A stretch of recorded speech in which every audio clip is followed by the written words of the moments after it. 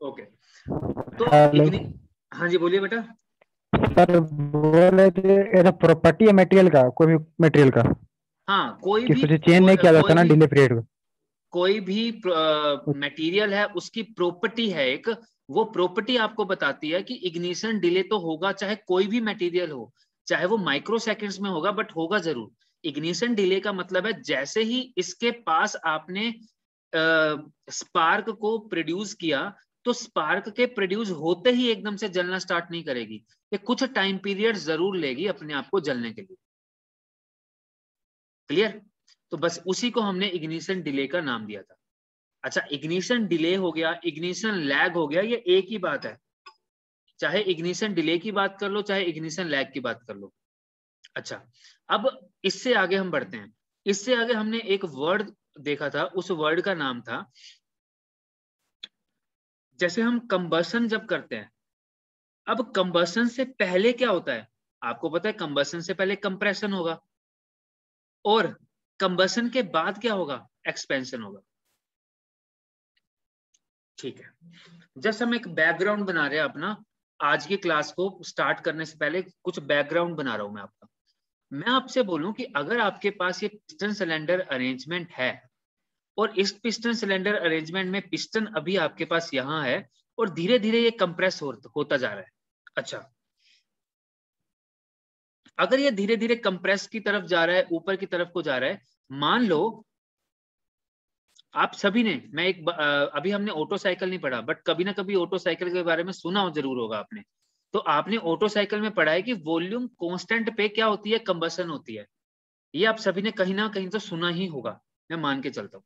Yes तो sir, heat addition और air digestion दोनों। हाँ, जो ऑटो साइकिल है वो वॉल्यूम कांस्टेंट पे कंबसन करता है। अच्छा, वॉल्यूम कांस्टेंट का मतलब ये है, अगर ऑटो साइकिल की बात करो तो मैं पेट्रोल इंजन की बात करता हूँ, पेट्रोल इंजन की बात करूं तो मैं एसआई इंजन की बात करता हूँ।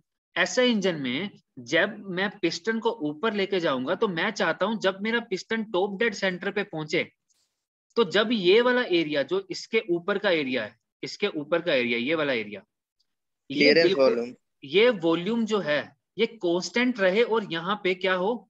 इग्निशन हो जाए। वॉल्यूम कांस्टेंट पे इग्निशन मैं चाहता हूं, ऑटो साइकिल ने मेरे को बताया था, बट प्रैक्टिकली पॉसिबल नहीं है। प्रैक्टिकली पॉसिबल नहीं है, तो मेरी इस बात को ध्यान से देखो जो मैं अभी बोलने वाला हूं। ये पिस्टन सिलेंडर अरेंजमेंट है, यहां से पिस्टन ऊपर की तरफ को जा रहा है, कंप्रेशन स्टार्ट हो चुका है। अब यहां पे जब टॉप डेड सेंटर में पिस्टन पहुंचेगा, तो ये स्पार्क दे देगा। क्लियर? बट एक्चुअली में हुआ क्या, जब आपका पिस्टन ऊपर की तरफ को जाने लगा, तो ये टॉप डेड सेंटर पे तो अभी पहुंचा ही नहीं था, ये नीचे ही था कहीं, अभी यही था। और मान लो यहां से स्पार्क जनरेट हो गई, तो क्या होगा? यहां से फ्लेम फ्रंट चलेगा, और एक अलग तरह का हाई प्रेशर क्रिएट होगा। अब ये हाई प्रेशर पिस्टन को ऊपर जाने से रोकेगा, और एक्चुअली में पिस्टन को तो ऊपर जाना ही है, अभी यहां तक तो पहुंचना ही है। बट ये जो फ्लेम फ्रंट है, ये पिस्टन को ऊपर जाने से रोकेगा। क्यों रोकेगा? ये बोलेगा मैं ज्यादा प्रेशराइज्ड हूं, मेरे पास ज्यादा प्रेशर है, मैं तेरे को ऊपर नहीं आने दूंगा। बट ये तो ऊपर तो जाएगा ही जाएगा। क्यों जाएगा? क्योंकि इसके साथ तो क्रैंक शाफ्ट लगी है, क्रैंक शाफ्ट तो 180 डिग्री घूमेगी ही घूमेगी, तो इसको तो ऊपर जाना ही है। उधर से पुश कौन कर रहा है? जो फ्लेम फ्रंट जनरेट हो चुकी थी पहले ही। तो अगर आपकी फ्लेम फ्रंट, जो आपका स्पार्क है, उसने पहले ही इग्नाइट कर दिया, फिर भी आपकी एफिशिएंसी कम होगी। और अगर डिले किया, मान लो जब ये टॉप डेड सेंटर पे था तब वो नहीं जली, बट टॉप डेड सेंटर के बाद अब वो वापिस आ रहा है, टॉप डेड सेंटर के बाद वो वापिस आ रहा है, तब तो ये अपनी एनर्जी से वापिस आ रहा है। तो जो अब फ्लेम फ्रंट जलेगी वो पीछे रह जाएगी, और ये अपनी एनर्जी से नीचे आ जाएगा। अब ये जो फ्लेम फ्रंट ने प्रेशर क्रिएट करना था, वो इसके ऊपर नहीं कर पाया, तो अब ये अपनी एनर्जी से नीचे आ गया। फ्लेम फ्रंट ने तो अभी इसको धक्का दिया ही नहीं था, पुश दिया ही नहीं था। आप सभी में जो भी बच्चा मेरी बात सुन रहा है, लगभग लगभग 30% तो समझ में आ गया जो मैंने ये समझाया। अब जो बाकी का 70% जो समझ में नहीं आया, वो अभी एक बार दोबारा देखते हैं।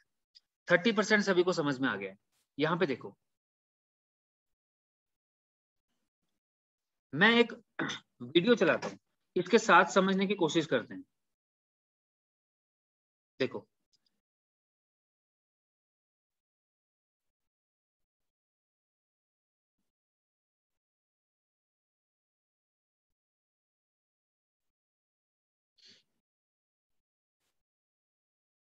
यहाँ पे सबसे पहले एक पेपर को बर्न करके दिखा रहे हैं। अगर मैं इस पेपर को बर्न करता हूं तो इस पेपर को बर्न करने के टाइम पे होता क्या है कि जैसे ही मैं इसके आगे स्पार्क को लेके जाता हूं तो ये एकदम से जलता नहीं है, ये कुछ टाइम जरूर लेगा, और उसी टाइम को मैंने इग्निशन लैग का नाम दिया था। यहां तक सभी को क्लियर होगा? दोबारा देख लो, जस्ट इसको लगाया, लगाते ही नहीं जलेगा, ये जरूर थोड़ा टाइम जरूर लेगा, बस इसी को ही हमने इग्निशन डिले या इग्निशन लैग का नाम दिया। यहां तक किसी स्टूडेंट को कोई डाउट पूछ सकता है? ठीक है, आगे चलते हैं। अब यहाँ पे इग्निशन लैग तो हो गया, अब इग्निशन लैग के बाद पेपर जल गया। आगे देखो, अगर ये कंबसन का प्रोसेस है, ठीक है, अगर पेपर को जलाने के लिए भी आपको कुछ टाइम चाहिए था, तो लाइकवाइज जो कंबसन है फ्यूल का इंजन के अंदर, वो भी अलग अलग डिफरेंट स्टेजेस में होता है। पेपर को जलाया, सबसे पहले आपने स्पार्क जलाई, आपने माचिस ली, तो अपने आप अपने माइंड में क्या घुमाओ कि इंजन के अंदर स्पार्क प्लग ने स्पार्क दे दी, आपके हाथ में क्या है, माचिस की तीली है, आपने जला दी, और अपने माइंड में सोचो कि इंजन के अंदर स्पार्क प्लग ने स्पार्क दे दी। दूसरी बात क्या हुई, जैसे ही माचिस की तीली को जला के कागज को आग लगाई तो उसमें भी उसने कुछ टाइम लिया, उसको इग्निशन लैग बोला जाता है। सेम इग्निशन लैग आपका कंबसन चैम्बर के अंदर भी होगा, जो फ्यूल और एयर का कॉम्बिनेशन है वो जलने के लिए थोड़ा टाइम लेगा। ठीक है, तीसरी स्टेज क्या आई, जब वो जल गया, वही काम वहां भी होगा जब एयर और फ्यूल का मिक्सचर जल जाएगा। चलिए थोड़ा सा और आगे बढ़ते हैं। अब अगर मैं आपसे सिंपल कंबसन की बात करूं तो होता क्या है, सबसे पहले कंप्रेशन होता है। तो कंप्रेशन जब हुआ और यहाँ पे स्पार्क प्लग ने स्पार्क दिया तो हुआ क्या, आपका प्रेशर राइज किया। मैं दोबारा दिखा रहा हूं, जब ये कंप्रेशन हुआ, जब ये कंप्रेशन हुआ तो पिस्टन नीचे से ऊपर की डायरेक्शन में गया। जब कंप्रेशन हुआ तो ये नीचे से ऊपर की डायरेक्शन में गया, जैसे ही नीचे से ऊपर की डायरेक्शन में गया तो ये कंप्रेस कर रहा था, कंप्रेस कर रहा था तो प्रेशर राइज करेगा। अगर ये प्रेशर राइज कर रहा है तो आपसे कोई पूछे क्यों कर रहा है, आप बोलोगे अभी तक कोई भी स्पार्क प्रोड्यूस नहीं किया है, अभी जो भी प्रेशर राइज हो रहा है वो इस कंप्रेशन की वजह से हो रहा है। जब वो कंप्रेशन की वजह से प्रेशर राइज आपको दिखाना है ग्राफ के ऊपर तो कैसा दिखाओगे, देखो अगर आपका प्रेशर राइज हुआ है कंप्रेशन की वजह से तो देखो ये कंप्रेशन राइज हुआ है, अभी स्पार्क नहीं लगी, तो ये आप ऐसा दिखाओगे। क्लियर? यहां से स्टार्ट करोगे और धीरे धीरे प्रेशर राइज करता हुआ दिखाओगे। क्यों?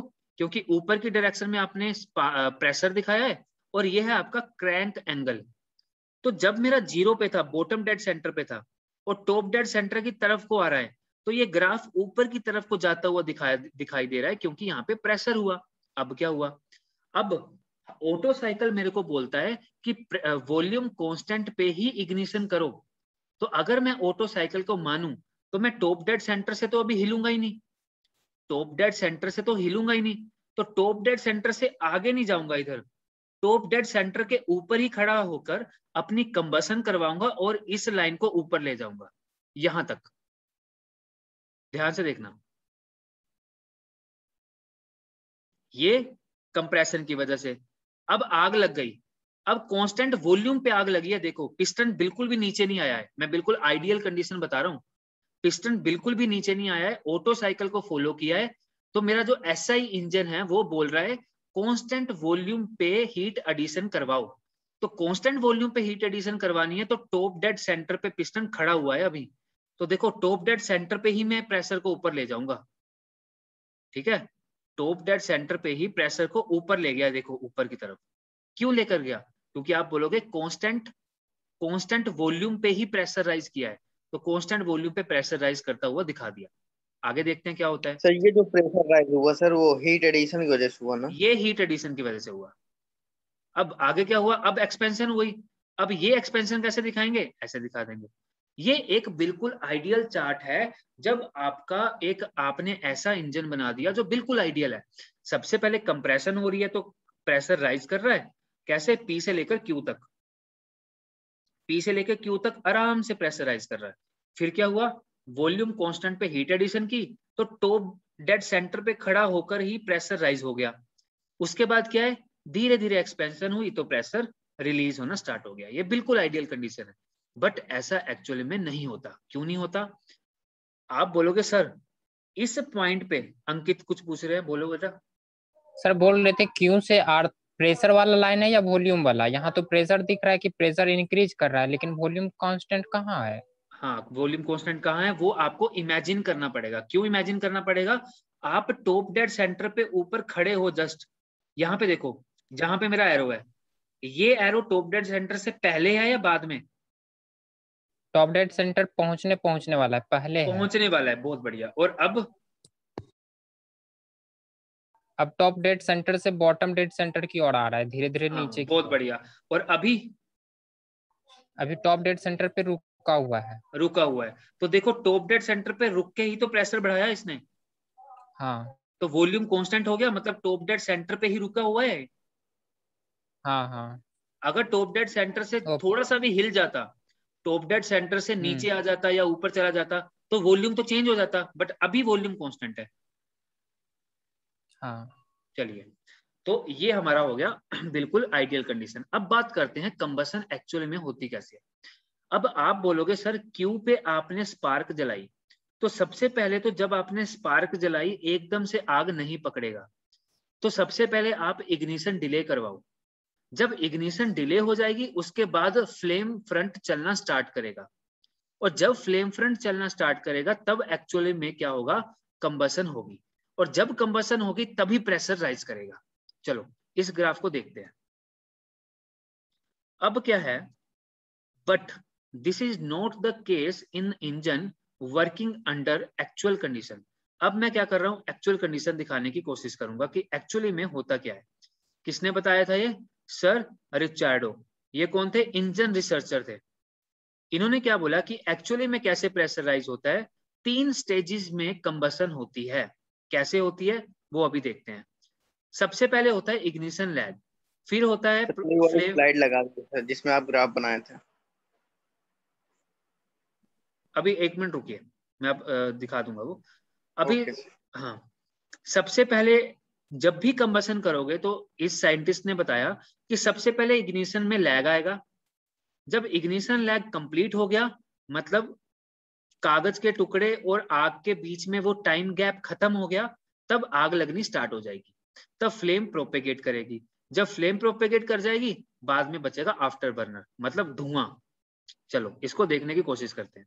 सबसे पहली स्टेज देखो, इसको बोलते हैं इग्निशन लैग। इग्निशन लैग क्या होता है, time between the spark and the first flame. आपको सभी को समझ में आ गया होगा कि जब मैंने स्पार्क लगाई और पहली बार आग को देखा, उसके बीच का टाइम जो है उसको इग्निशन लैग बोला जाता है। आगे चलते हैं। अब इग्निशन लैग को अगर मैं देखना चाहूं तो कैसे देखूंगा, अभी मैं आपको ग्राफ में दिखाता हूं। अच्छा, इस बात को लिख लो, क्योंकि मैं ये मान के चलता हूं मेरे क्लास में आप पेन और कॉपी लेकर बैठे हो, तो इस बात को लिख लो, जो इग्निशन लैग होता है उसको एग्जाम में एक क्वेश्चन आता है कि व्हाट इज प्रिपरेशन स्टेज। जब आप किसी स्टेज पे परफॉर्म करना जा रहे हो, उससे पहले अपनी प्रिपरेशन करते हो। वैसे ही जब आप आग लगाओगे इंजन के अंदर, उससे पहले वो आग लगने की प्रिपरेशन होगी, वो प्रिपरेशन स्टेज होती है। वो कब होती है, जब इग्निशन डिले होता है। तो इग्निशन डिले को ही प्रिपरेशन स्टेज बोला जाता है, ये लिख लो। आगे चलते हैं। प्रिपरेशन स्टेज हो गई, कब हुई, जब यहां पे स्पार्क लगी, जस्ट लगी, उसको बोला जाता है कि इग्निशन लैग स्टार्ट हो गया। देखो जस्ट हुआ क्या, आपने यहाँ पे स्पार्क छोड़ दी, स्पार्क प्लग ने स्पार्क छोड़ दी, बट ये जो एयर और फ्यूल का मिक्सचर है, माइक ऑफ कर ले अभी, सभी माइक ऑफ रखेंगे।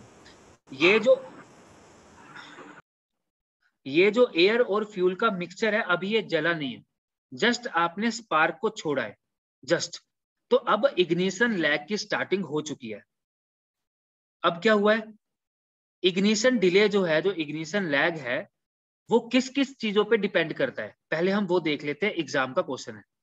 जो आपका इग्निशन डिले है वो 3 चीजों के ऊपर डिपेंड करता है। किस किस पे?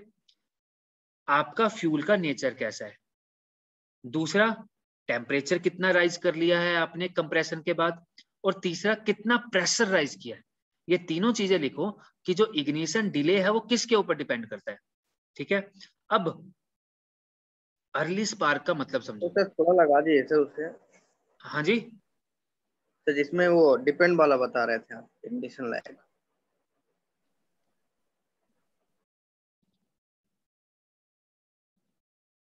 Temperature of fuel, sorry nature of fuel, temperature and pressure. अब क्या है, अब अर्ली स्पार्क का मतलब समझते हैं। ध्यान से देखना जो मैंने अभी आपको समझाया, अभी सब कुछ भूल के जो मैं बात कर रहा हूं उसकी तरफ ध्यान दो। अगर ये जो पिस्टन है, इस पिस्टन को मैंने बोला था कि जब तू टॉप डेड सेंटर पे पहुंच जाएगा तब मैं स्पार्क जलाऊंगा, बट मैंने इसको धोखा दे दिया। अभी ये टॉप डेड सेंटर पे नहीं पहुंचा और स्पार्क मैंने पहले जला दी, तो क्या होगा देखो। अभी पिस्टन ऊपर की तरफ को जा रहा था, आपने स्पार्क पहले ही जला दी, टॉप डेड सेंटर पे आने से पहले स्पार्क जला दी, तो इसकी वजह से जो प्रेशर राइज होगा वो पिस्टन को ऊपर आने से रोकेगा, जिसकी वजह से आपके इंजन की एफिशिएंसी कम होगी।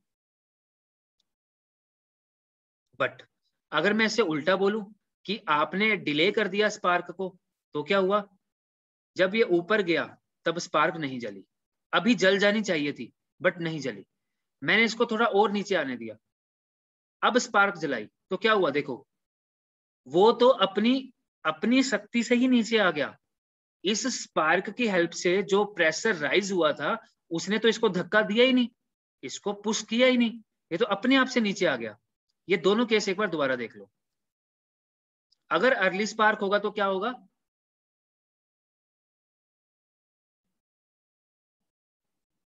ऊपर जाने से रोकेगा, और अगर डिले स्पार्क होगा तो क्या होगा,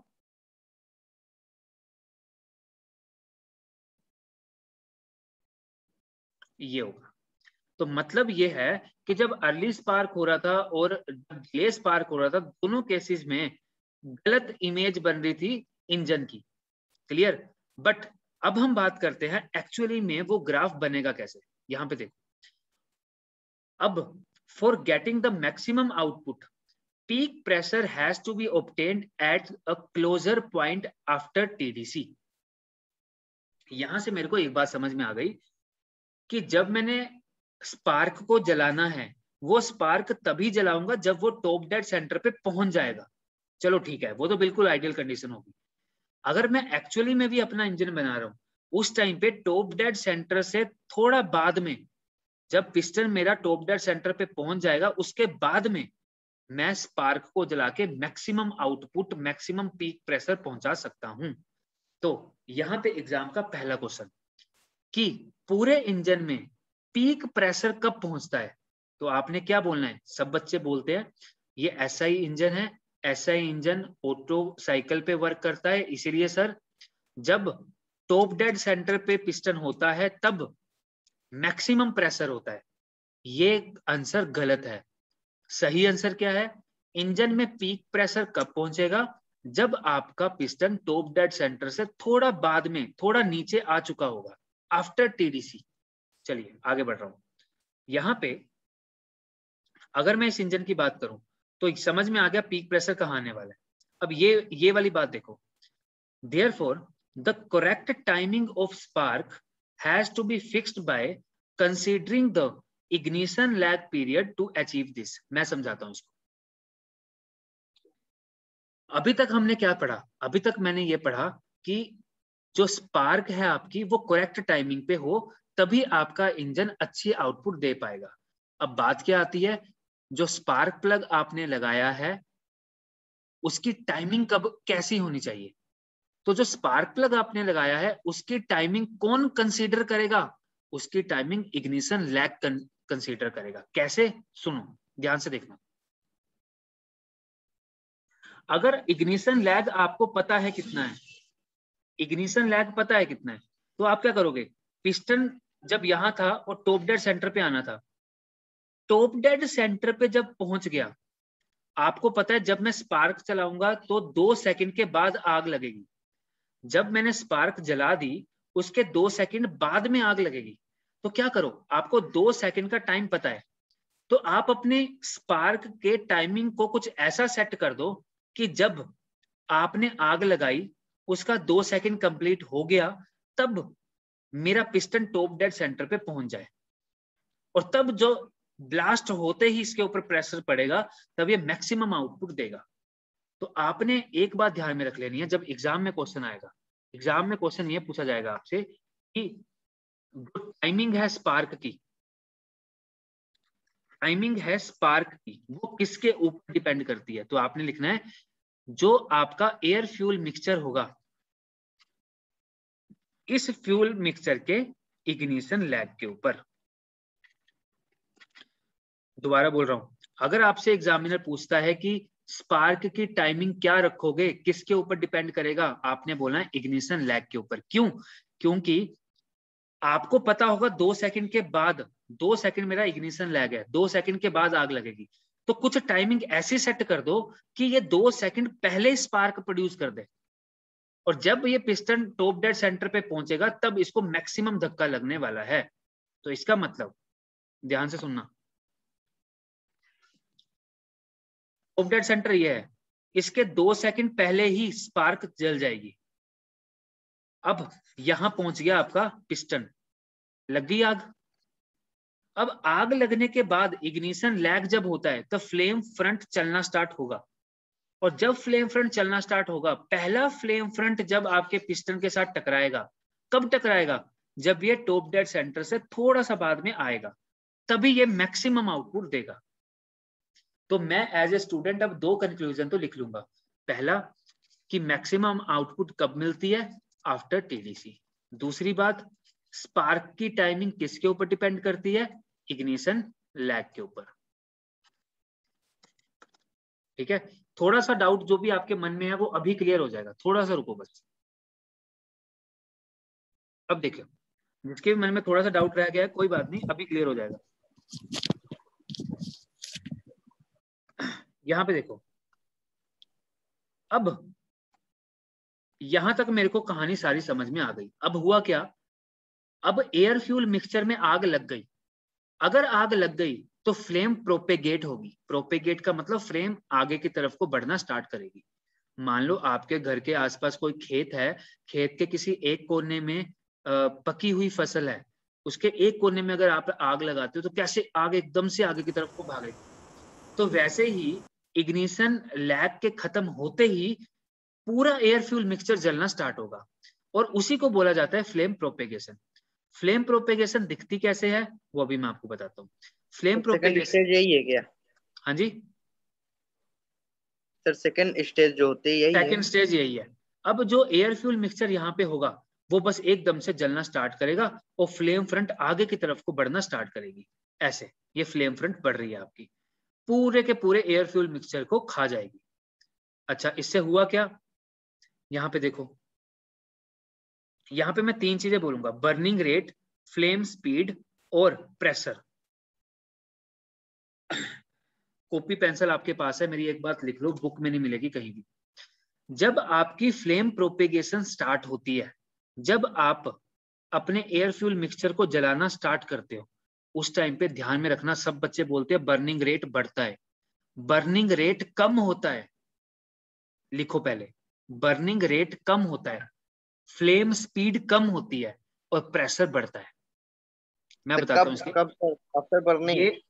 ये सुन लो, जब प्रोपेगेशन स्टार्ट की, जब सेकंड स्टेज स्टार्ट हुई, फर्स्ट स्टेज क्या थी, इग्निशन लैग, दूसरी स्टेज क्या है, फ्लेम प्रोपेगेशन। तो जब फ्लेम प्रोपेगेशन होती है तो 3 चीजों का ध्यान रखना है, बर्निंग रेट कम होता ही चला जाएगा, फ्लेम स्पीड कम होती चली जाएगी और प्रेशर इंक्रीज होना स्टार्ट हो जाएगा फ्लेम प्रोपेगेशन में। अच्छा, जस्ट मेरे साथ रहना, इन तीनों बातों को लिख लो। इसका रीजन मत पूछना अभी, क्योंकि हम टॉपिक से डाइवर्ट हो जाएंगे। आगे चलते हैं। इन तीनों का रीजन मैं जरूर बताऊंगा टॉपिक खत्म होते ही। अब मेरे को समझ में आ गया, जैसे ही मैं sir second stage, propagation start होता है तब ये होता है ना? हाँ, प्रोपेगेशन स्टार्ट होते ही बर्निंग रेट कम, फ्लेम स्पीड कम और प्रेशर आपके इंजन के अंदर बढ़ना स्टार्ट कर जाएगा। प्रेशर बढ़ना स्टार्ट करेगा, ये मेरा मेन मोटो है, इसको ध्यान में रखना है। प्रेशर राइज कर रहा है और आपको ये पूछने की जरूरत नहीं है कि प्रेशर राइज क्यों कर रहा है, आप सभी को पता है कंबसन हो रही है तो प्रेशर राइज करेगा। अब तीसरी स्टेज आती है आफ्टर बर्नर। आफ्टर बर्नर में क्या होता है? आफ्टर बर्नर में जो बची बुची गैस है आपकी, the left over fuel in the engine cylinder Burns during the expansion stroke. और जब आपका एक्सपेंशन होती है तो एक्सपेंशन के दौरान क्या हुआ है कि एकदम से सब सारे का सारा एयर फ्यूल मिक्सचर जो है वो जलेगा नहीं, कुछ पार्टिकल बचे के बचे रह जाएंगे। बस वो जो बचे हुए पार्टिकल है वो एक्सपेंशन स्ट्रोक में भी जलना स्टार्ट कर जाते हैं, बट उससे मेरे को कोई पावर नहीं मिलती। ठीक है, अभी कुछ स्टूडेंट को डाउट रह गया होगा, अपने पास रखो, मैं क्लियर करके ही छोड़ूंगा क्लास को। अब यहाँ पे देखो, जब आपका एक्सपेंशन स्ट्रोक लग रहा था तो एक्सपेंशन स्ट्रोक के दौरान रेट ऑफ कंबसन तो कम होगी, प्रेशर भी कम होगा। एक्सपेंशन के दौरान प्रेशर कम होता है, ये ध्यान में लगा रखना है। दी सर, जिसमें आफ्टर बर्निंग आप दिखा रहे थे। मैं सब कुछ दिखा रहा हूँ अभी, जस्ट 1 मिनट रुकिए, बस सब कुछ दिखा दूं। रिकॉर्डिंग आपके पास आई जाएगी, देख लेना, बट 1 मिनट रुको, आगे चलते हैं। यहाँ पे देखो, अब मैं प्रेशर और क्रैंकशाफ्ट का एक एंगल दिखाना चाहता हूँ कि क्रैंकशाफ्ट और प्रेशर कैसे बढ़ता है आगे की तरफ। यहाँ पे टॉप डेड सेंटर है, यहाँ पे इससे पहले ये क्या है, जब बॉटम डेड सेंटर से टॉप डेड सेंटर की तरफ को जा रहे हो, फिर टॉप डेड सेंटर से दोबारा बॉटम डेड सेंटर की तरफ को जा रहे हो। देखते हैं कैसे बढ़ता है। सबसे पहले कंप्रेशन होगा, कंप्रेशन के दौरान क्या होगा, प्रेशर राइज करेगा, यहां तक प्रेशर राइज करेगा। जैसे ही प्रेशर राइज करेगा उसके बाद कंबसन की वजह से प्रेशर राइज करेगा, और जब कंबसन खत्म हो जाएगा तब एक्सपेंशन होगा और प्रेशर मेरा रिलीज हो जाएगा।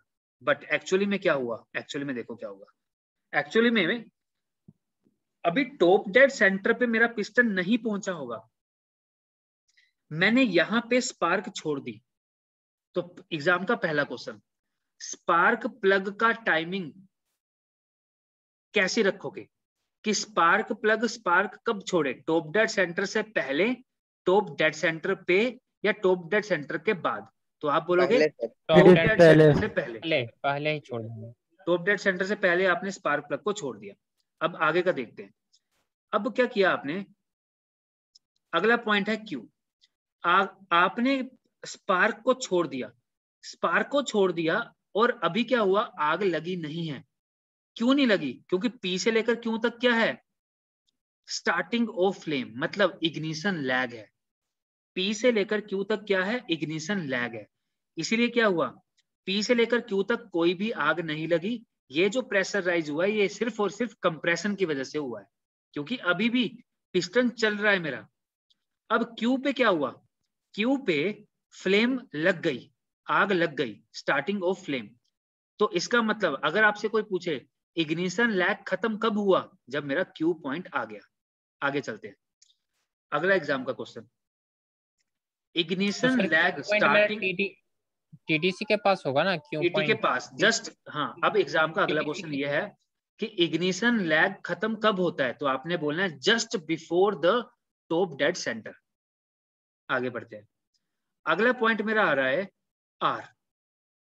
आप बोलोगे क्यू में आग लग गई थी, फ्लेम प्रोपेगेट होना स्टार्ट हो गया था, प्रेशर मेरा राइज कर गया आर तक। तो जो मैक्सिमम प्रेशर राइज करेगा वो आर तक करेगा। उसके बाद आर के बाद अगला पॉइंट आएगा एस। एस क्या है, जब आपका कंबसन का एंड हो गया। बट इस पूरे ग्राफ में हमने कुछ बातें सीखी। पी से लेकर क्यू तक आपका होगा इग्निशन फेज, फिर होगा इग्निशन फेज जब पी से लेकर क्यू तक स्टार्ट हुआ तो सॉरी सर थोड़ा स्लो स्लो नहीं चलना, मैं सब कुछ दोबारा बताने वाला हूं आपको, चिंता मत करो। मेरे को पढ़ाना है तो मेरे तरीके से, आपको समझा के ही छोड़ूंगा। P से लेकर Q तक क्या होने वाला है? P से लेकर Q तक, P पे आपने स्पार्क को छोड़ा, Q तक गए, तो P से लेकर Q तक हुआ आपका इग्निशन लैग। ये हो गई आपकी पहली स्टेज। Q में आग लग गई, प्रेशर बढ़ गया, ये हो गया फ्लेम प्रोपेगेटिंग फेज। R से लेकर S तक क्या हुआ? एक्सपेंशन हुई, इसको बोला जाता है आफ्टर बर्निंग फेज। क्लियर? अभी जितना आपको समझ में आया है इनफ है, आपको बहुत ज्यादा समझ में आ गया है, हर बच्चे के माइंड में जो भी आया है बहुत ज्यादा समझ में आ गया है, तसल्ली रखो थोड़ी सी। अब देखो, इसको मैं समझाने की कोशिश करता हूँ। एक्चुअली में ग्राफ ये है आपका, अब हम इसको पढ़ना स्टार्ट करते हैं। देखो, सबसे पहली बात मैं आपसे पूछता हूं कैलोरीफिक वैल्यू क्या होती है? तो कोई स्टूडेंट बताएगा कैलोरीफिक वैल्यू क्या होती है? फ्यूल के बनने के बाद, फ्यूल बर्न होने के बाद जितना एनर्जी देता है उसी कैलोरी वैल्यू बोलते हैं। Unit value amount of heat generated by burning of 1 kg of fuel। बहुत बढ़िया, आपने फ्यूल को जलाया और उसने कितनी पावर जनरेट की? अपनी फ्यूल पावर जो होती है, मैंने आपको बताया था ना, सबसे पहले फ्यूल पावर होती है, फिर इंडिकेटेड पावर होती है, फिर ब्रेक पावर होती है, बताएंगे दोबारा से वो। तो जो फ्यूल पावर जनरेट होती है वो कैलोरीफिक वैल्यू के ऊपर डिपेंड करती है, पहली बात तो। अच्छा, और जो एनर्जी रिलीज होती है पूरे के पूरे इंजन में कब होती है, कौन से प्रोसेस में होती है?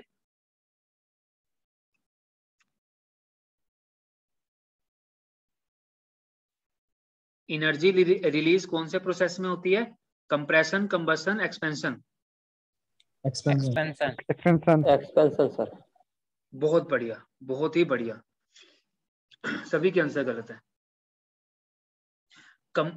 कंबशन प्रोसेस जो है आपका, एक्सपेंशन छोड़ के चल, ठीक है, energy released always in combustion.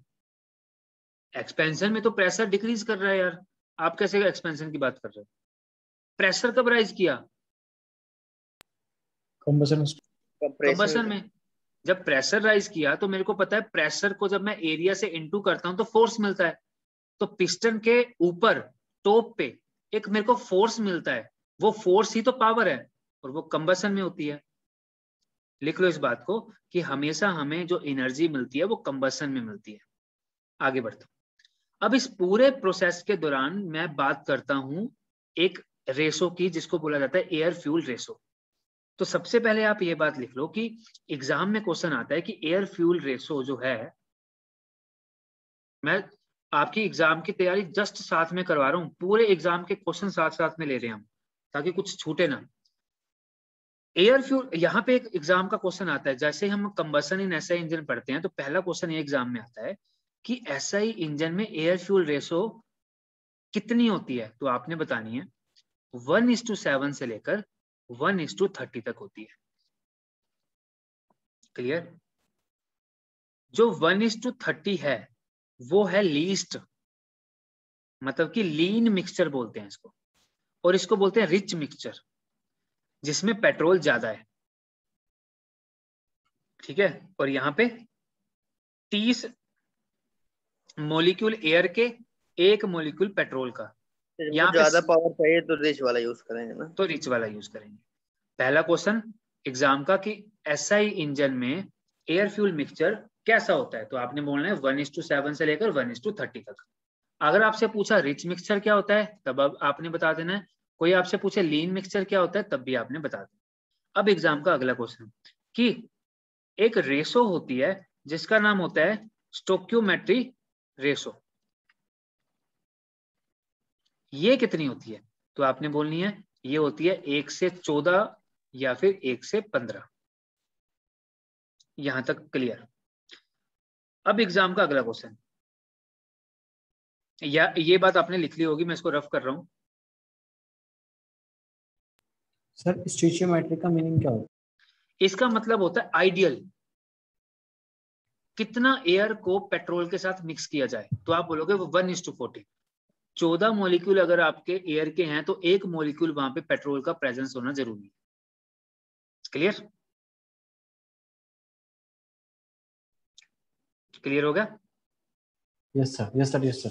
ठीक है, चलिए अब यहाँ पे मैं इस ग्राफ को समझने की कोशिश करता हूं, क्योंकि ये ग्राफ अगर हमने समझ लिया इट मीन्स हम पहुंच गए अपने पॉइंट तक। यहाँ पे देखो, सबसे पहले मैं कंप्रेशन की बात करता हूं। जैसे ही आपका कंप्रेशन हुआ, आफ्टर कंप्रेशन किसकी कंप्रेशन की होगी? आपने फ्यूल और एयर की कंप्रेशन की होगी। इसके बाद हाई टेम्परेचर जनरेट हो चुका होगा इसके अंदर। जैसे ही हाई टेम्परेचर जनरेट हो गया होगा, आप एक स्पार्क को डिलीवर कर दोगे। यहां तक किसी को प्रॉब्लम नहीं होगी? किसी को है? No sir. अब यहाँ पे एग्जाम का अगला क्वेश्चन, जब कंप्रेस करके एयर फ्यूल मिक्सचर को हाई टेम्परेचर पे लाते हो और स्पार्क प्रोड्यूस करते हो, तो स्पार्क की जो नोड होती है वहां पे मैक्सिमम टेम्परेचर कितना जा सकता है? तो आपने बताना है मोर देन 10,000 डिग्री सेल्सियस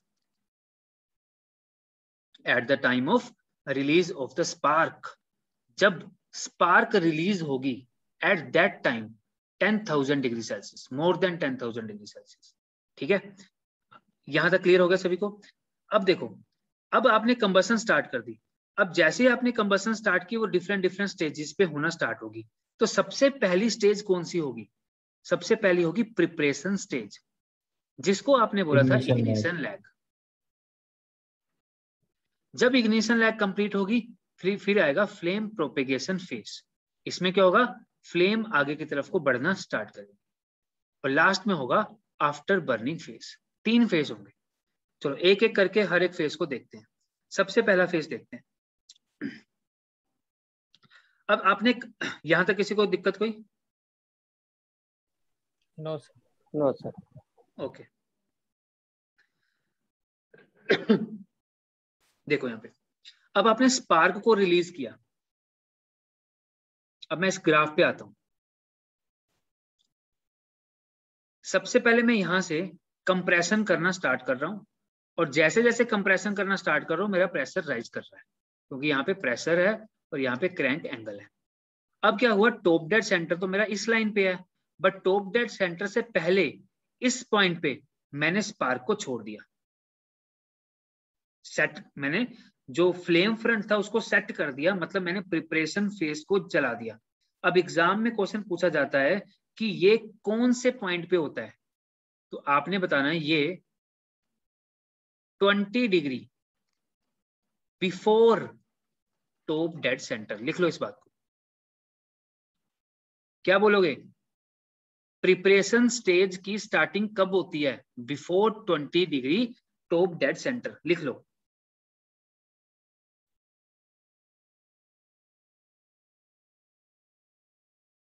चलिए, अब ए पे आपने स्पार्क को छोड़ा, इग्निशन लैग हुआ और बी पे आग लग गई। तो ए से बी जो आपका प्रिपरेशन फेज है। अब एग्जाम का अगला क्वेश्चन, ये प्रिपरेशन फेज लॉन्गर होनी चाहिए या शॉर्टर होनी चाहिए? आराम से सोच के आंसर देना, जल्दबाजी कोई नहीं। लॉन्गर होनी चाहिए या शॉर्टर होनी चाहिए? Longer sir. सर फिर से बताइए फिर क्या बोले? सिंपल क्वेश्चन है मेरा। जो आपका इग्निशन लैग है, यहाँ पे स्पार्क को छोड़ा और यहाँ पे एक्चुअली में आग लग गई एयर फ्यूल मिक्सचर में। तो जो ये फेस है ये वाला, इसकी लेंथ लंबी होनी चाहिए या छोटी होनी चाहिए? मतलब जल्दी छोटी होनी चाहिए सर। शॉर्ट होना चाहिए। बहुत बढ़िया, इसका आंसर होगा शॉर्टर। तो पहला क्वेश्चन एग्जाम का कि कब प्रिपरेशन स्टेज स्टार्ट होगी, तो आपने बोलना before 20 degree Celsius, before 20 degree top dead centre. अच्छा, जो इग्निशन लैग लगी वो एक रीजन और होगा ना कि नॉकिंग उसकी डिक्रीज करेगी। हाँ, अभी नॉकिंग की तरफ हम नहीं बढ़ते हैं, बट ये जितनी छोटी होगी उतनी जल्दी कंबसन स्टार्ट हो जाएगी। क्लियर?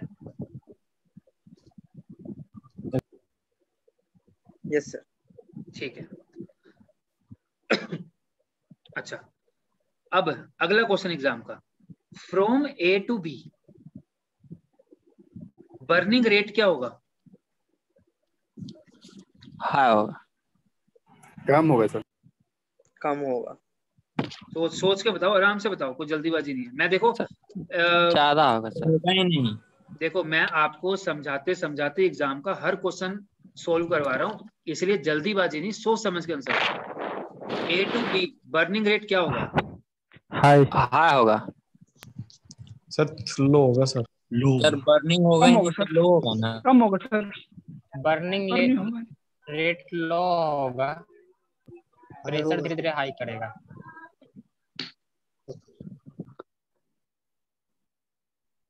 चलिए, ये एग्जाम का क्वेश्चन था HCL टेक्निकल असिस्टेंट का। तो मैं आपको बता दूं, मैंने आपको अभी तो बताया, जब आपने ए पे स्पार्क छोड़ी, बी तक तो अभी आग लगी ही नहीं है आपके कंबशन चैम्बर में। लगी है आग क्या? No sir.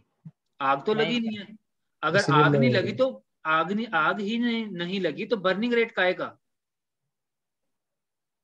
तो आइडियली बर्निंग रेट 0 होगा और एक्चुअली में वेरी वेरी स्मॉल। सर इसीलिए लो बोला था। हाँ, इसलिए लो आंसर होगा। क्लियर? यहां तक किसी बच्चे को कोई प्रॉब्लम है, पूछ सकता है। No sir. अब यहाँ पे ए से लेकर बी तक तो आग लगी नहीं, बी में आग लग गई। अब जैसे ही आग लगती है, आप बोलते हो फ्लेम प्रोपेगेट करना स्टार्ट कर रही। फ्लेम कैसे प्रोपेगेट करेगी? ऐसे आगे की तरफ। जैसे ही आगे की तरफ फ्लेम प्रोपेगेट करना स्टार्ट करेगी, यहाँ पे जो एयर फ्यूल मिक्सचर होता है और ज्यादा टर्बुलेंट हो जाता है। लिख लो इस वर्ड को। टर्बुलेंट का मतलब समझाता हूं। एक होता है लैमिनार, चुपचाप सीधा सीधा चल रहा है, इसको बोलते हैं लैमिनार फ्लो। फ्लूइड अभी आपने पढ़ा नहीं है, मॉइस्चर पढ़ाएंगे। और एक होता है टर्बुलेंट फ्लो, ऐसे ऐसे आगे बढ़ता है। जैसे अगर ये हमारी सिगरेट होती है, सिगरेट के यहां तक तो सीधा धुआं ऊपर की तरफ को जाता है, तो लैमिनार बोलते हैं। उसके बाद ऐसे ऐसे हो जाता है, इसको टर्बुलेंट बोलते हैं। तो जब आपका फ्लेम फ्रंट चलना स्टार्ट कर जाता है, उस टाइम पे यहाँ पे एयर फ्यूल मिक्सचर जो है वो टर्बुलेंट हो जाता है। लिख लो इस बात, ठीक है? अब इस टर्बुलेंट होने की वजह से, जो बर्निंग रेट है वो बहुत ज्यादा हाई हो जाता है। जितना ज्यादा टर्बुलेंट उतनी ज्यादा बर्निंग रेट। लिख लो इस बात को, बुक्स में कहीं नहीं मिलेगा। जितना ज्यादा बर्निंग रेट जितना ज्यादा टर्बुलेंट उतनी ज्यादा बर्निंग रेट, और जितनी ज्यादा बर्निंग रेट उतना प्रेशर हाई। तो बी में जब फ्लेम प्रोपेगेट हुई, एकदम से प्रेशर देखो कितना ज्यादा हाई हो गया, कितना ज्यादा हाई हो गया। और कहां तक गया? सी तक गया। ये आपका मैक्सिमम प्रेशर है। एग्जाम का अगला क्वेश्चन, आपके पूरे कंबशन प्रोसेस के दौरान पीक प्रेशर कब होता है? After top dead centre, before top dead centre? Sir after top dead centre. After TDC. Very good. After TDC sir.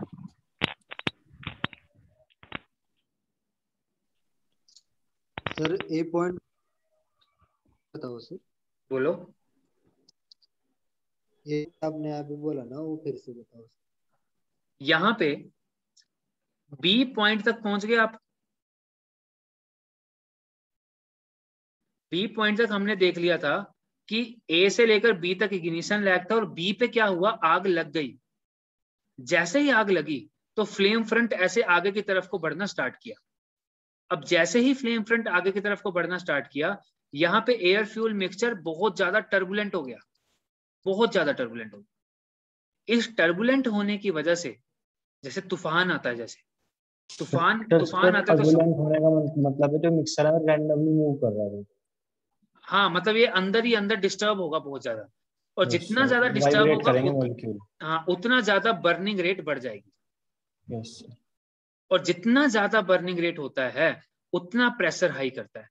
तो इस पूरे कंबशन प्रोसेस के दौरान प्रेशर हाई होना स्टार्ट हो जाएगा, इंजन स्पीड उतनी हाई हो जाएगी। हाँ। अब क्या हुआ? सी पॉइंट पे आपका पीक प्रेशर पहुंच गया। उसके बाद क्या है? एक्सपेंशन है। अब जो थर्ड स्टेज है उसको हम आफ्टर बर्निंग फेज क्यों बोलते हैं, देखते हैं। होता क्या है, ये थोड़ा सा क्रूशियल पॉइंट है। यहां पे आफ्टर बर्निंग का मतलब बताता हूं। ये जो आफ्टर बर्निंग है, ये लेस देन, अगर ये पूरी 100% बर्निंग हो रही है यहाँ पे, तो यहाँ पे लेस देन 0.0001%, सिर्फ इतनी बर्निंग यहाँ पे होगी SI इंजन में, बट मैं अगर CI इंजन की बात करूं तो वहां पे आफ्टर बर्निंग लगभग 5% होती है। लिख लो, SI इंजन में आफ्टर बर्निंग बहुत कम होती है, बट CI इंजन में बहुत ज्यादा होती है। क्यों? क्योंकि पेट्रोल तो बहुत जल्दी जल जाता है, बट डीजल को जलने में टाइम चाहिए। अभी जब मैं अगला ग्राफ समझाऊंगा ये वाला, तो इसमें तो आपको समझ में आएगी। बट यहाँ पे ऐसा डिक्रीज कर गया क्योंकि एक्सपेंशन हो गया, पिस्टन नीचे की तरफ को आ गया, वॉल्यूम बढ़ गया। यहाँ पे हल्की फुल्की 0.001%, अगर हल्का फुल्का कोई पेट्रोल का मॉलिक्यूल बच गया होगा वो भी जल जाएगा।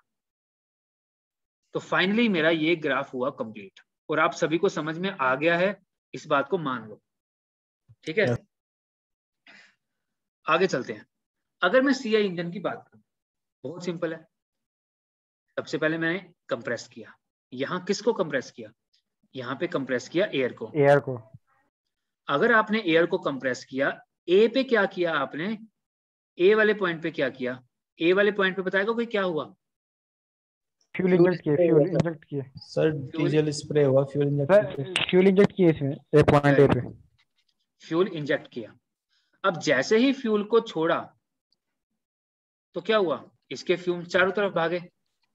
यस सर, चार्ज ऑटो इग्निट होना स्टार्ट हुआ।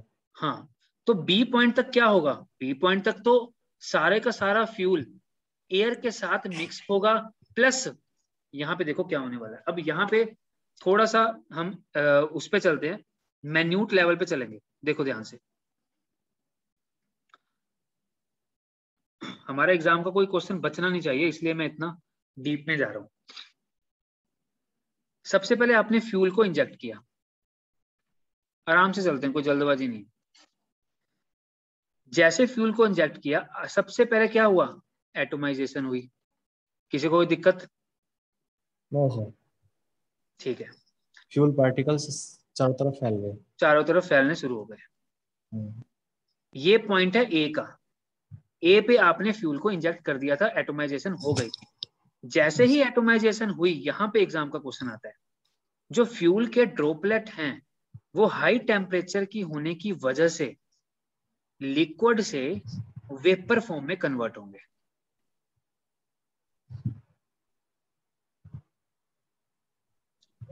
बिल्कुल क्लियर हो गया? लिक्विड से वेपर फॉर्म में कन्वर्ट होंगे, इसलिए वो अपने ऑक्सीजन मॉलिक्यूल्स के आसपास एक एनवेलप बनाना स्टार्ट कर देंगे गैसियस फॉर्म में।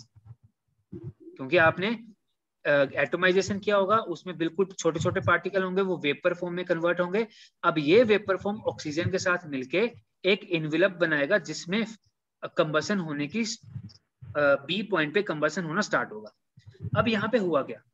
अब यहाँ पे अगर टेम्परेचर सेल्फ इग्निशन टेम्परेचर से ज्यादा है तब तो इग्निशन लग जाएगी, बट सेल्फ इग्निशन टेम्परेचर से ज्यादा नहीं होती।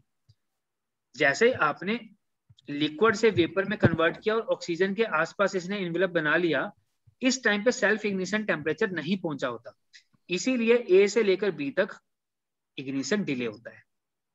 अब यहाँ पे एग्जाम का अगला क्वेश्चन देखो, SI इंजन में तो वो पूछता है सर हाई प्रेशर के कारण हुआ कि टेम्परेचर के कारण लिक्विड से वेपर? टेम्परेचर की वजह से, हाई टेम्परेचर की वजह से लिक्विड से वेपर की फॉर्म में कन्वर्ट हुआ है। क्लियर? हेलो हाँ जी जी सर, ए से और डी के बीच में वेपर खाली बन रहा है, ऑक्सीजन का इनवेलप हो रहा है बस। ए से लेकर बी तक क्या हुआ? ऑक्सीजन का इनवेलप हो रहा है बस। हाँ, ए से लेकर बी तक एनवेलप बनेगा। ओके सर, ठीक है। अब यहाँ पे एग्जाम का क्वेश्चन आता है कि ए से लेकर बी तक क्या आग लगेगी, कंबसन होगा? यस और नो? No sir. नहीं होगा सर। नहीं होगा, नहीं होगा। इसको आपने बोला इग्निशन डिले। अब एग्जाम का क्वेश्चन यहाँ पे क्या पूछता है कि जो इग्निशन डिले होता है, फिजिकल डिले क्या मतलब है, और दूसरा पूछता है केमिकल डिले का क्या मतलब है। तो ध्यान से सुनो, फिजिकल डिले का क्या मतलब है, जब वो वाला टाइम जो आपने कंज्यूम किया अपने आप को ट्रांसफॉर्म करने के लिए लिक्विड से गैसियस फॉर्म में, जब आप लिक्विड से गैसियस फॉर्म में कन्वर्ट हो रहे थे तब जितना टाइम लगा उसको बोला जाता है फिजिकल डिले। और केमिकल डिले क्या होता है कि जब आपको कंबशन करने में टाइम लगा। तो ध्यान में रखना, लिक्विड से गैस में कन्वर्ट करने के दौरान भी टाइम लगेगा, उसको बोलेंगे फिजिकल डिले। आग लगाने में भी टाइम लगेगा, उसको बोलेंगे केमिकल डिले। इन दोनों के कॉम्बिनेशन को बोला जाता है इग्निशन डिले। किसी को डाउट? No sir. चलो बहुत बढ़िया।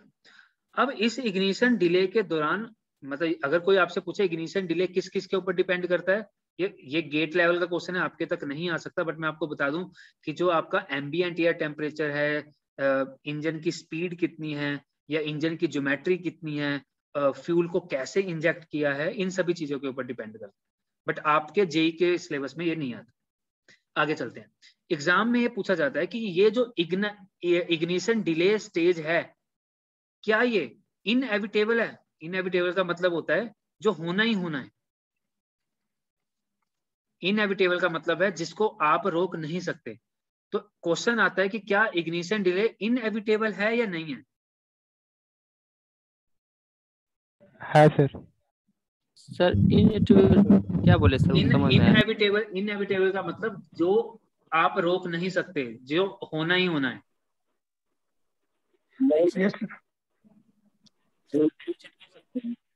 इनहेबिटेबल है सर। क्वेश्चन क्या पूछे सर? क्वेश्चन यह है कि ए से लेकर बी तक जो इग्निशन डिले होता है, क्या वो होना ही होना है या उसे रोक भी सकते हैं? नहीं रोका जा सकता है सर नहीं होना रोका ही जा होना है। होना ही होना है सर। सर रोका नहीं जा सकता है। अब एग्जाम का अगला क्वेश्चन कि फ्यूल स्प्रे जब आपने किया कब करते हैं, तो आपने बताना है 20 degree before top dead centre. चलो अगला क्वेश्चन, इग्निशन डिले स्मॉल होना चाहिए या लार्ज होना चाहिए? ये वाला ये स्मॉल स्मॉल होना चाहिए। चलो बहुत बढ़िया, यहां तक हम पहुंच गए। अगली स्टेज पे चलते हैं। अगली स्टेज आती है बी से लेकर सी तक। अब ये कौन सी स्टेज है? इसको बोला जाता है अनकंट्रोल्ड कंबशन।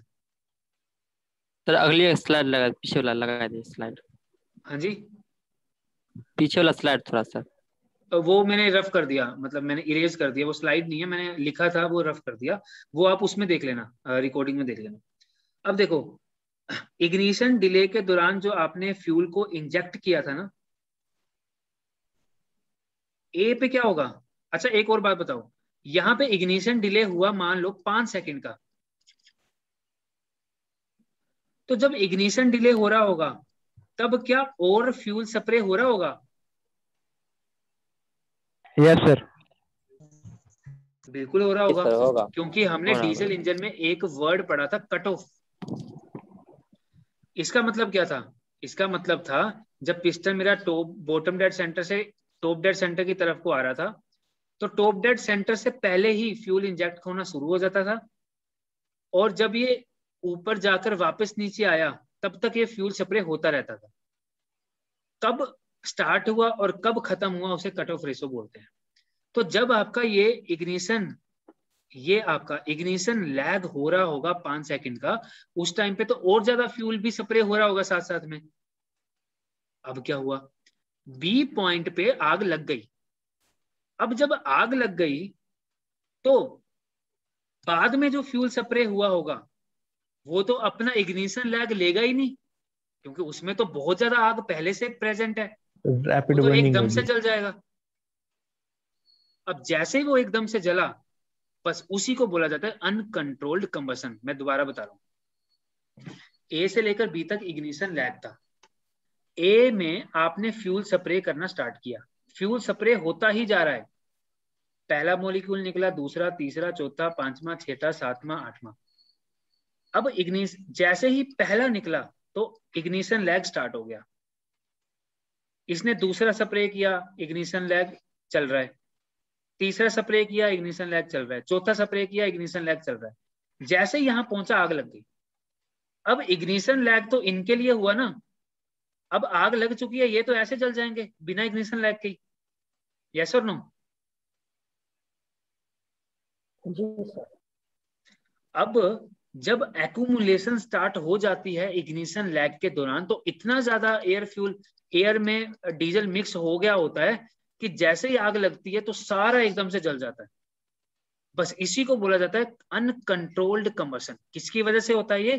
क्योंकि जब हमारा इग्निशन लैग वाला टाइम पीरियड होता है, उसी दौरान और फ्यूल भी स्प्रे कर दिया जाता है साथ साथ में।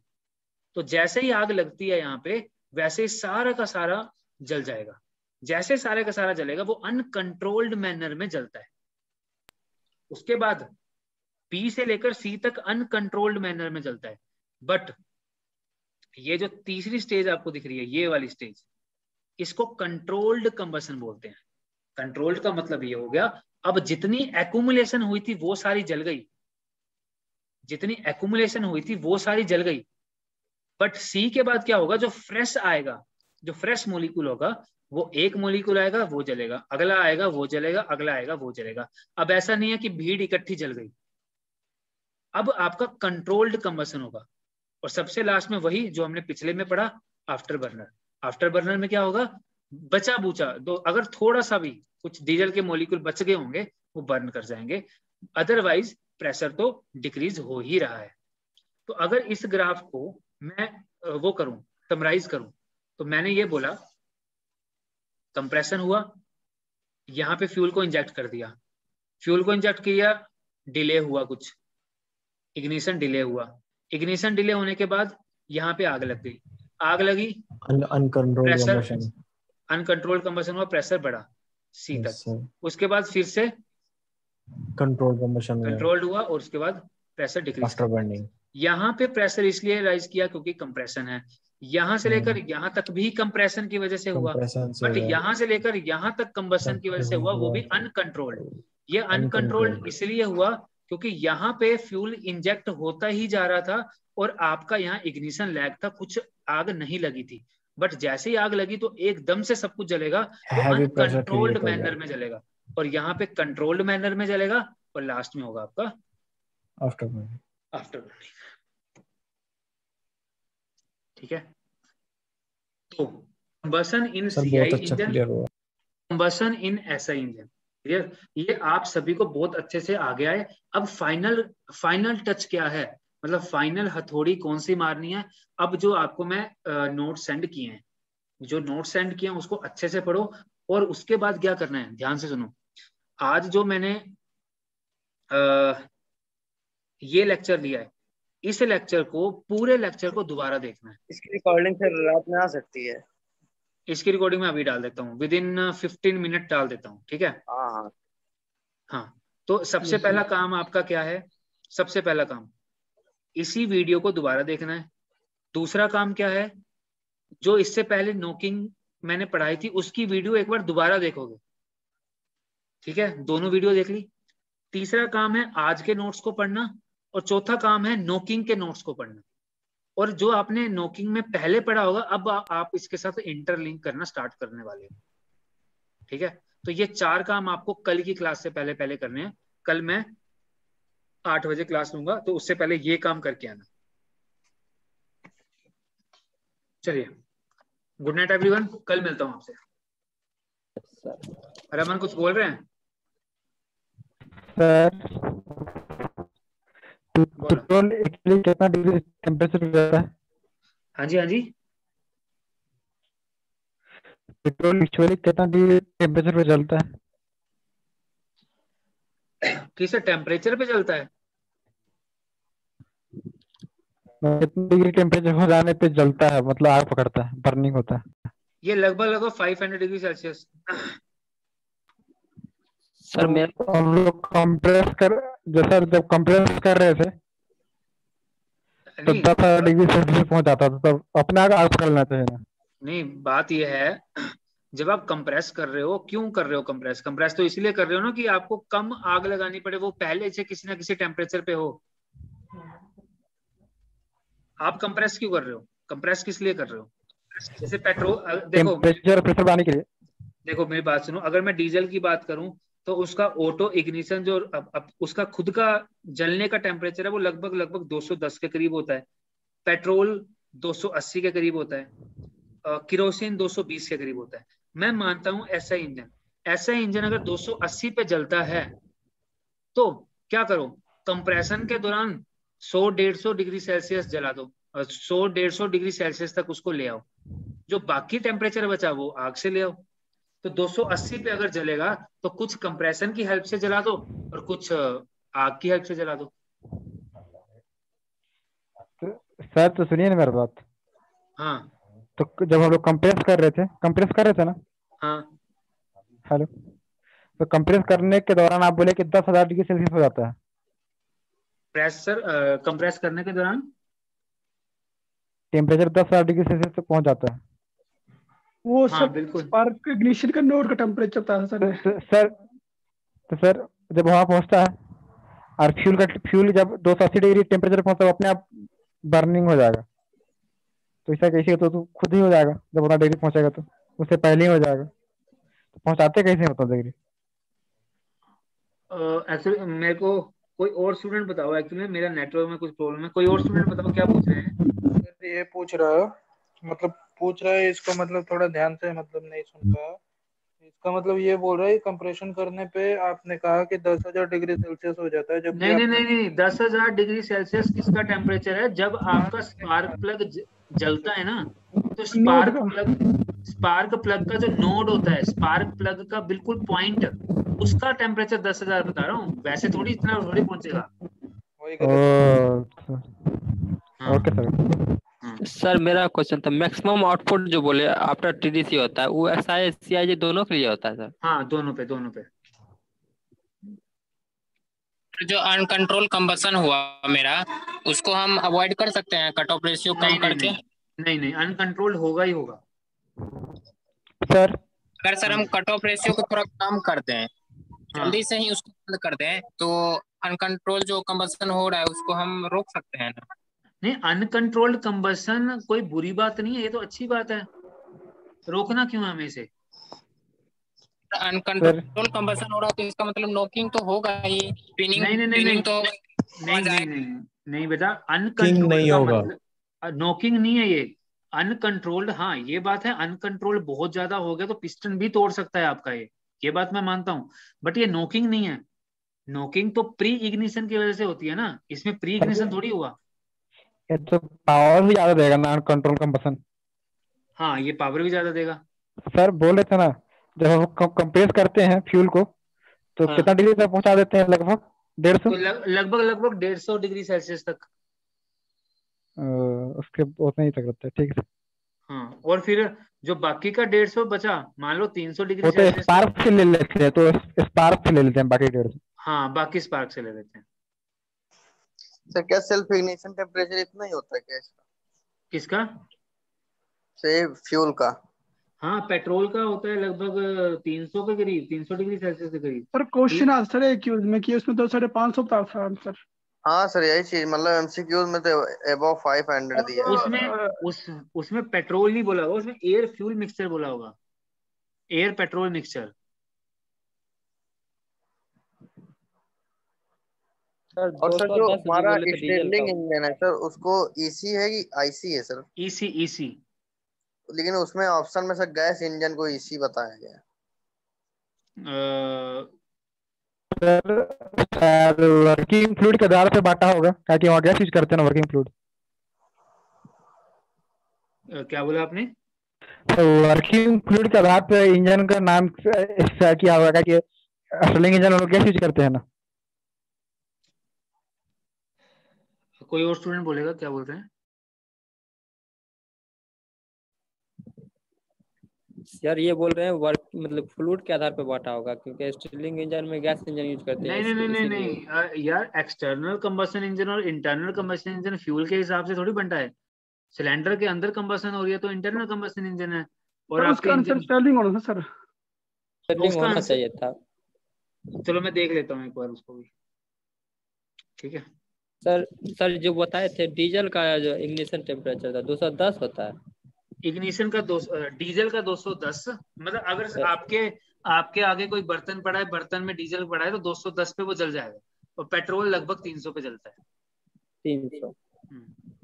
चलिए गुड नाइट एवरीवन, कल मिलता हूँ 8 बजे सभी से। Good night sir good night.